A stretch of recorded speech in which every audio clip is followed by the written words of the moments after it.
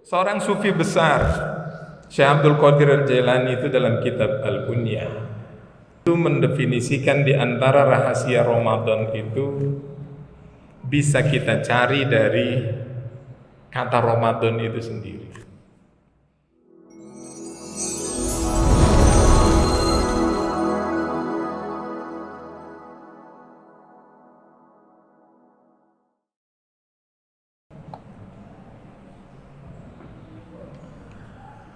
Assalamualaikum warahmatullahi wabarakatuh. Alhamdulillahi rabbil alamin. Alhamdulillahilladzi ja'ala ramadhana syahrul mubarak wa ja'ala an-nahara siyama wa laylahu qiyama. Assalatu wassalamu ala nabiyil mustafa wa ala alihi wa sahbihi ahli sidqi wal wafa. Asyhadu an la ilaha illallah wahdahu la syarika lah, iyyahu na'budu wa iyyahu nasta'in, wa asyhadu anna Muhammadan abduhu wa rasuluh al-mab'uts rahmatan lil alamin. Faqad qala Allah ta'ala fi kitabihil karim, a'udzu billahi minasy syaithanir rajim. Syahrul Ramadan alladzi unzila fihi al-Qur'an hudan lin-nasi wa bayyinatin minal huda wal furqan. Wa qala Rasulullah sallallahu alaihi wasallam, man shoma ramadhana imanan wa ihtisaban ghufira lahu ma taqaddama min dhanbihi wa man qama ramadhana imanan wa ihtisaban ghufira lahu ma taqaddama min dhanbihi.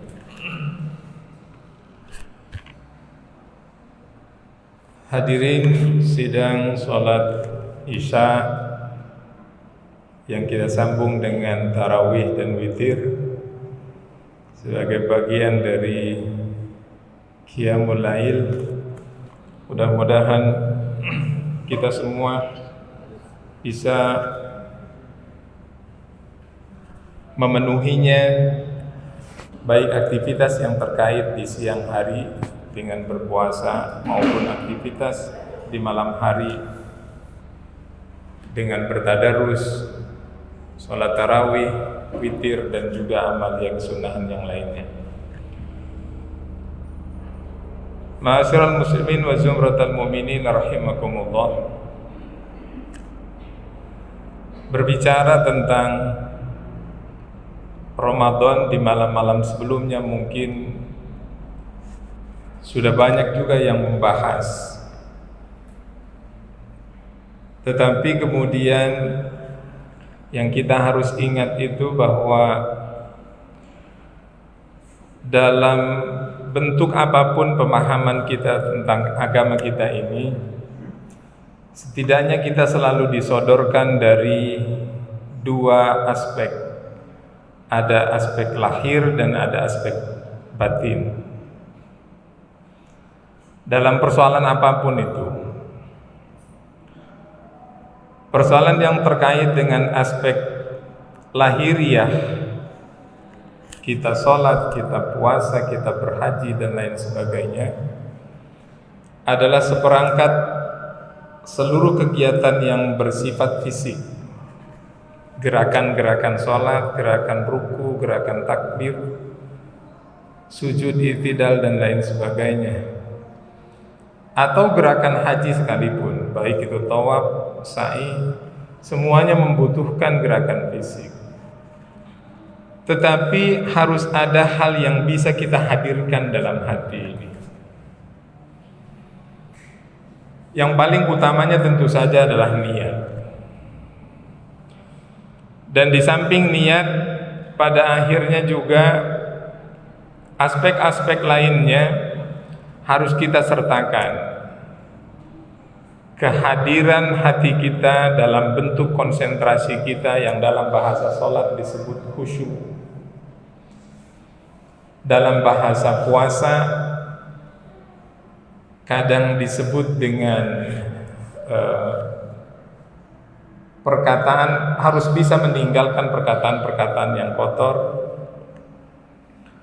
dan juga hal-hal lain yang terkait dengan itu. Sehingga misalnya ketika Rasul mengatakan lisaimi farhatani, bagi orang yang berpuasa ada dua kegembiraan. Yang pertama indal iftar, ketika orang itu berbuka, ini sifatnya fisik. Senang kalau dengar azan maghrib, senang kalau ya emang itu yang ditunggu-tunggu ya.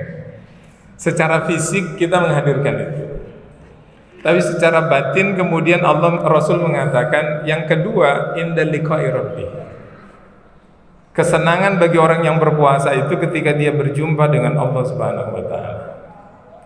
Ini kesenangan yang sifatnya batin. Sehingga memang pada akhirnya di samping kita melatih diri kita dengan hal-hal yang sifatnya fisik, kita juga harus bisa meninggikan derajat kita dengan meninggikan kualitas batin. Karena sebenarnya puasa yang kita jalani ini kan bukan identitas asli diri kita, dalam artian bahwa aslinya makan dan minum itu kerjaan kita, dan kemudian tidak makan dan minum itu bukan kita banget gitu. Ya, bukan kita banget. Karena sejak pagi kita sudah ketemu nasi uduk. 3 jam atau 2 jam setelah itu bagi yang tidak kuat, yang biasa merokok dia merokok. Kalau yang nggak biasa merokok dia jajan. Setidaknya ada sesuatu yang masuk. Siang dia ketemu nasi, sore pun demikian. Jadi sebenarnya kita ini makhluk yang sebenarnya sangat dekat dengan hal-hal yang sifatnya fisik. Tapi puasa ini menarik kita untuk dibimbing pada hal-hal yang sifatnya batin. Dengan tidak makan dan minum, Rasul itu kan mengatakan dalam hadis qudsinya, kullu amal ibni adam li, kullu amal ibni adam lah. Setiap amal perbuatan anak cucu Adam, keturunan manusia, Adam keturunan manusia itu lahu bagi mereka. Artinya puasa pahala sholat untuk dia, pahala haji untuk dia, untuk yang mengerjakannya, pahala sedekah untuk yang mengerjakannya. Tapi kata Rasul, illa shaum, kecuali puasa. Fa innahu li, karena sesungguhnya puasa itu milikku, kata Allah. Jadi puasa atau tidak makan, tidak minum itu milik Allah. Badi'us samawati wal ar wa huwa yut'imu wa la yut'am. Allah yang menciptakan langit dan bumi, Dia yang memberi makan dan tidak diberi makan. Kita yang diciptakan, kita yang dikasih makan dan jarang ngasih makan. Makanya kalau ada yang ngasih makan kepada orang lain itu disebutnya dermawan, al-kurama. Karena itu bukan sifat asli kita. Sifat asli kita itu makan minum untuk memenuhi kebutuhan fisik kita. Dan yang kedua, puasa itu juga didefinisikan menahan hawa nafsu atau al-imsak anil jima, menahan hubungan suami istri di siang hari. Dan seluruh binatang, seluruh hewan apapun itu ada musim kawinnya. Musim hujan kayak begini mungkin katak yang pada kawin. Di musim-musim tertentu kata para nelayan, ikan itu akan banyak sekali kumpul, tapi di bulan tertentu juga dia akan menghilang dari situ, dari tempat itu. Binatang-binatang yang lainnya pun ada yang berkembang biak di musim-musim tertentu. Manusia itu nggak ada musimnya. Ya. Makanya setiap hari, setiap minggu itu bisa 7, bisa 8 undangan. Karena tidak ada musimnya, dia menikah kapan saja, melangsungkan perkawinan itu kapan saja. Bisa malam, bisa pagi, bisa siang, bisa sore, setiap hari pun ada orang yang melakukan. Dan Allah itu mensifati dirinya dengan kalimat anna yakunu lahu walad. Bagaimana mungkin aku punya anak? Walam yakul lahu sahibah. Padahal dia tidak punya pasangan. Jadi hanya mereka-mereka yang berpasangan saja yang kemudian bisa punya keturunan. Sedangkan Allah wallahu ahad, dia tetap zat yang tunggal. Kalau kita wajar punya keturunan karena berpasangan, kecuali yang enggak nikah, kecuali yang menyendiri. Ya. Jadi sifat ini kemudian dalam definisi fikih itu diberikan kepada kita semua, didefinisikan untuk kita semua. Seorang sufi besar, Syekh Abdul Qadir Al-Jailani, itu dalam kitab Al-Bunyah jilid 2 halaman 11 itu mendefinisikan di antara rahasia Ramadan itu bisa kita cari dari kata Ramadan itu sendiri. Jadi tafsir Al-Quran itu yang berbicara tentang puasa Ramadan ini kan cuma sekitar 4 sampai 5 ayat dari surat Al-Baqarah. Selebihnya tidak pernah ada pembicaraan tentang puasa kecuali kafarat. Ya, efek dari pelanggaran-pelanggaran. Orang disuruh membebaskan budak, orang disuruh berpuasa dan lain sebagainya. Tetapi pembahasan khusus tentang puasa itu berulang-ulang, penceramah itu mengulang ayat 183 atau 185 yang terkait dengan ibadah puasa, dan Al-Quran diturunkan di bulan ini. Para mufassir itu, tafsir itu kan ada yang disebut dengan tafsir bil maksur, ada tafsir bil ra'yi, tafsir dengan menggunakan riwayat-riwayat, tafsir dengan menggunakan akal pikiran kita. Tetapi kemudian ada yang disebut dengan tafsir isyari, tafsir di mana seorang mufassir itu lebih mengedepankan pada persoalan dimensi batiniah untuk memahami Al-Quran. Sehingga apapun yang dilihat dalam Al-Quran adalah sir atau rahasia di balik pemahaman, rahasia di balik pensyariatan dan lain sebagainya, dengan melibatkan kebersihan jiwa.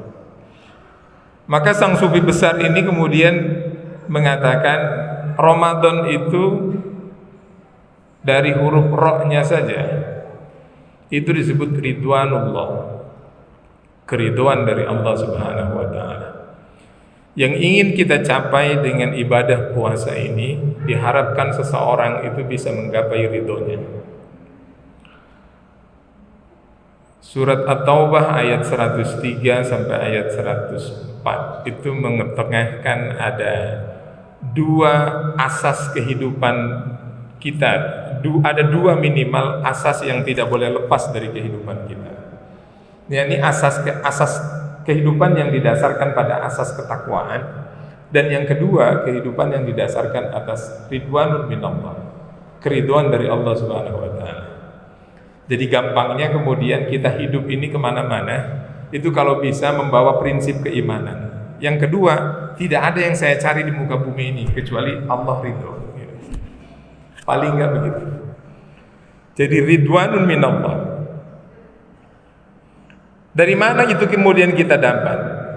Dengan upaya pengekangan diri kita sedemikian rupa yang kemudian menarik aspek ruhaniyah kita itu tinggi dengan jalan berpuasa, dengan jalan mengosongkan diri, membersihkan diri.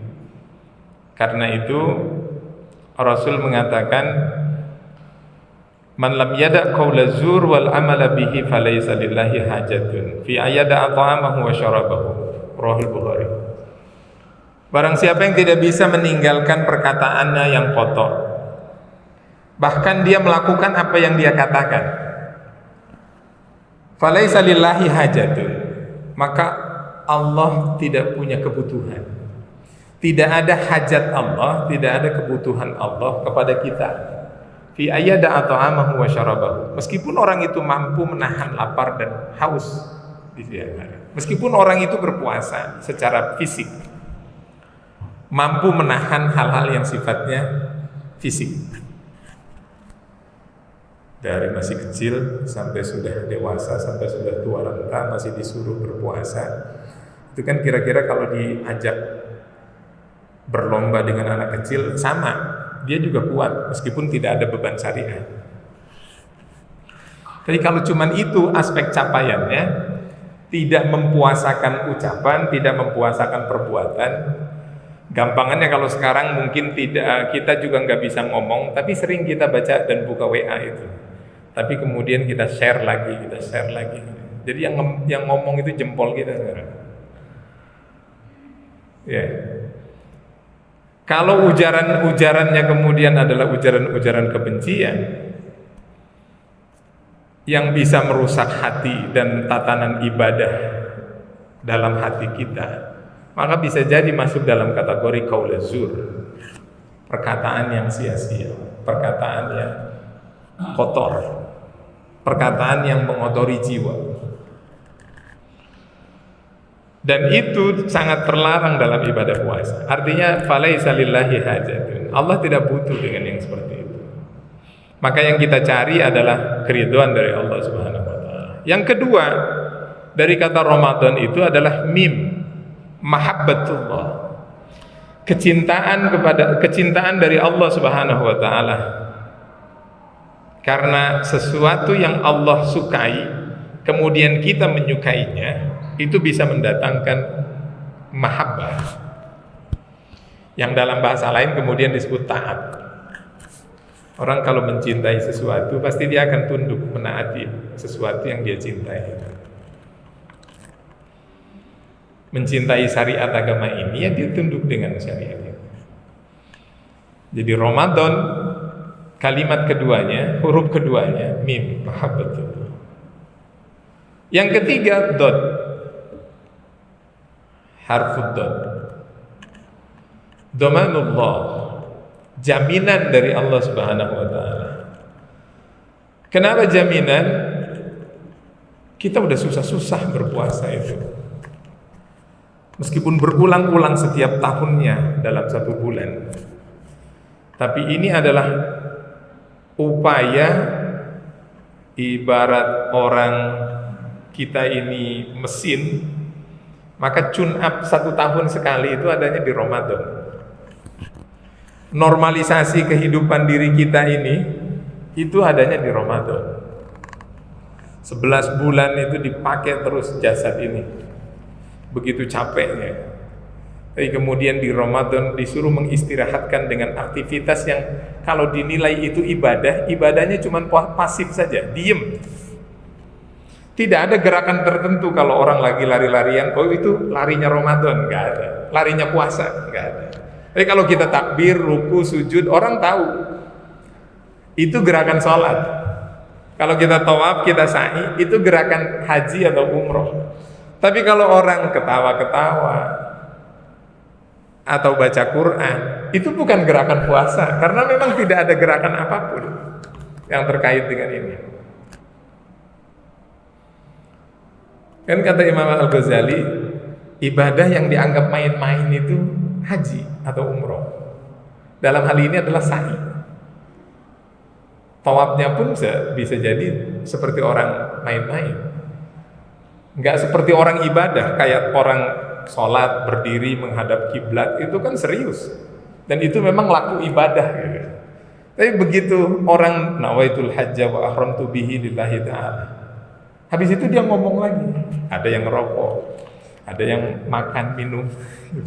Kemudian waktu tawaf juga dia masih ngomong sama temennya, udah berapa putaran? Berapa putaran? Dia ngomong gitu, seperti orang main-main. Tapi itulah gerakan ibadah. Sementara puasa tidak ada gerakan apapun yang terkait dengan itu, kecuali dia diam atau kecuali dia menahan makan dan minum. Karena itu memang tidak ada yang tahu puasa seseorang kalau dia nggak ngomong, atau kalau memang nggak bulannya. Makan bisa jadi makan di depan orang yang berpuasa. Jadi yang ketiga, adalah domanullah, jaminan dari Allah Subhanahu wa taala. Rasul mengatakan, barang siapa yang bisa menahan ma baina lahyain, kalau ada orang yang bisa menahan apa yang ada di antara dua lahan. Lihya itu artinya jenggot. Ini yang tumbuh bulu dengan yang ini, artinya mulut. Siapa yang bisa menahan mulutnya? Wa ma baina fakhdain, dan apa yang ada di antara dua pahanya. Bahasanya enggak terang-terangan. Kata Allah, kata Rasul, barang siapa yang bisa menjaga yang berada di antara kedua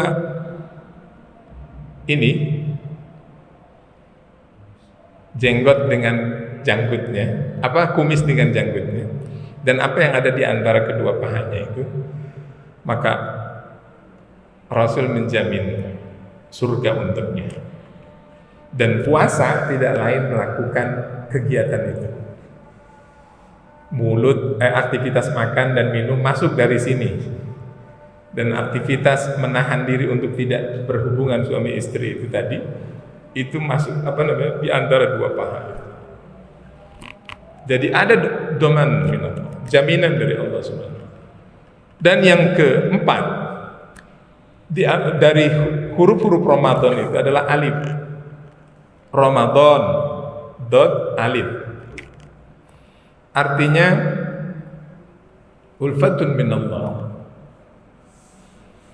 kasih sayang dari Allah Subhanahu wa taala. Allah itu sayang kepada kita. Kalau kita kan mandangnya tersiksa puasa itu gitu. Aslinya begitu, tersiksa puasa itu. Coba aja berenung dalam hati masing-masing. Apalagi dalam keadaan kondisi lemes, kaki pegel-pegel gitu, gemeteran dan lain sebagainya. Sepertinya tersiksa gitu. Tapi itu bentuk kasih sayang Allah Subhanahu wa taala kepada kita. Sehingga dengan begitu diasah seluruh potensi diri seseorang ini dengan kekuatan-kekuatan jasadiahnya itu, dilemahkan semuanya, tapi kemudian dicelupkan celupan kasih sayang, sehingga bawaannya orang yang berpuasa itu lembut, lemah lembut, nggak marah-marah, kecuali dia emang udah nggak tahan kelaparan. Bawaannya itu lemah lembut. Dan Allah mengajak kepada kita untuk menjadi orang-orang yang lembut. Rasul sendiri dikatakan fabima rahmatin minallah lintalahum. Kalau bukan karena rahmat dari Allah Subhanahu wa taala, engkau tidak bisa berlaku lemah lembut kepada mereka. Walau kunta faddan ghalidhal qalbi lan faddu min hawlik.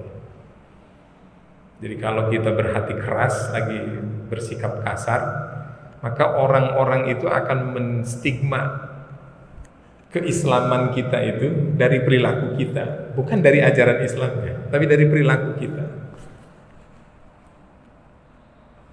Jadi yang keempat adalah kasih sayang dari Allah Subhanahu wa taala. Dan yang terakhir adalah nurullah, cahaya dari Allah Subhanahu wa taala. Terangnya hati kita yang disebut dengan hati nurani, dan gelapnya hati kita yang disebut dengan zulmani, karena kezoliman-kezoliman yang kita lakukan. Maka dengan berpuasa kita diajak oleh Allah Subhanahu wa taala untuk mencari nur, lesatan dalam diri kita yang bisa menembus dalam hati seseorang itu, dari kolbunnya, kemudian ada zauq, ada perasaan, kemudian ada hub, ada cinta kasih, kemudian ada sir yang paling dalam di hati seseorang. Sir itu kata jamaknya asrar, artinya rahasia. Semakin bersih hati seseorang itu, maka rahasia-rahasia ketuhanan itu akan dia dapatkan melalui sinar yang diberikan Allah Subhanahu wa taala. Dalam bahasa sufinya disebut kasyaf, mukasyafah. Dia bisa menyingkap alam gaibnya. Itu potensi terbesar kita. Dan makhluk yang paling sempurna dari tataran ini yang bisa melesatkan dirinya ke langit, ke Sidratul Muntaha, itu Nabi Muhammad SAW dengan kebersihan jiwanya. Ma'asyiral muslimin wa zumratal mu'minin rahimakumullah. Ini yang bisa kita kaji dari rahasia-rahasia di balik pemaknaan puasa itu sendiri. Mudah-mudahan hari demi hari puasa yang kita jalani menjadi semakin baik, semakin menuju ending. Harusnya kita menjadi para pemenang, bukan menjadi orang yang banyak di awal. Karena biasanya kompetisi itu, Ramadan ini bukan kompetisi, tapi orang memang harus bisa mencapai goal, tujuan akhir dari akhir Ramadan itu, yang kalau bisa semuanya sebenarnya menangis ditinggalkan Ramadan. Tapi karena kita tidak bisa memaknai itu dengan baik, yang kita cari itu adalah lebarannya. Semakin menuju ke lebaran kita semakin girang. Sementara Rasulullah SAW semakin mengakhiri Ramadan, beliau semakin menangis, karena kita tidak bisa memaknainya dengan lebih baik.